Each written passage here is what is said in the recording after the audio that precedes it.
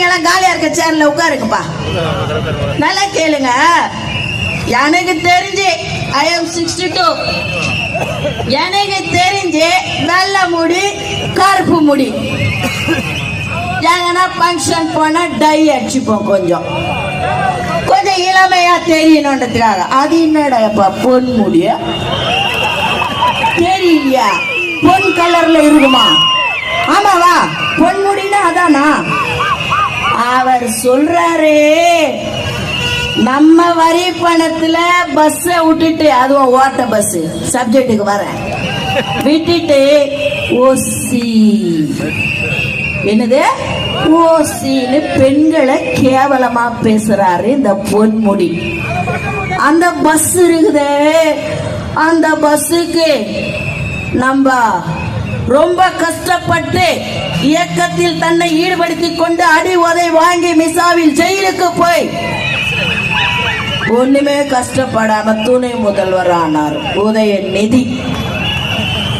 அவர் சொல்றார், மஞ்சா பஸ் ஓடுது, பச்சை பஸ் ஓடுது, நடுவுல பிங்க் பஸ் ஓடுதான், அதுதான் நல்ல பஸ்ஸா. நான் கூட பார்த்தேன். சரி, நம்ம வரி பணத்துல தானே போடுறாங்க, நான் அந்த பஸ்ஸை பார்க்கறதுக்காக போனேன். பஸ்ஸை பார்க்க தான் போனேன், டிராவல் பண்ண போறேன். ஜபாடி அந்த பஸ்ஸ பார்த்தா படிக்கட்டு பிஞ்சுகின்னு தோங்குது, சைட்ல கண்ணாடி ஒழிஞ்சிடுச்சு, டிரைவர் கிட்ட பிரேக் இல்ல, கிளட்ச் இல்ல, சீட்டே இல்ல. அந்த பாவம் நின்னுகிட்டு ஓட்டுறான். அந்த கண்டக்டர் கிட்ட வேற விசில் அடிக்க கூடாதுட்டாங்களாம். அப்ப நான் நாதஸ்வரம் குடிப்பியா, நாதஸ்வரம் குடிப்பியா, விசில் அடிக்காத, நல்லத்தானா நல்லத்தானா. இறங்க, நந்தி வேற வந்துடுச்சு, ஆட்டு போவோம். நலந்தானா நலந்தானா, செங்கல்பட்டு வந்து விட்டது, இறங்க அப்படின்னு சொல்லுவியா? என்ன இது கோலம் இது? ஒண்ணுமே புரியல. என்ன வெயில் வராது முன்ன வெயில் வந்துச்சுன்னு 2000 வருஷம் வருஷம் வெயில் வரலையா? சொல்லுங்க, வருஷம் வருஷம் தானே வெயில் வருது, மழை வருது, காத்து வருது, எல்லாம் வருது.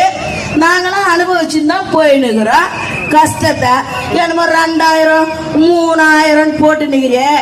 நான் என்ன சொல்றேன், என் தம்பிங்க, என் அண்ணனுங்க, என் அக்காங்க, என் தங்கச்சிங்கெல்லாம் ஒரு பைக்கோ, ரொம்ப விஷயத்துக்கு நான் போல, ஒரு பைக்கும் மொபைலும் இஎம்ஐல வாங்கிட்டு டாக்குமெண்ட் சேடிக்கிட்டு இருக்குது.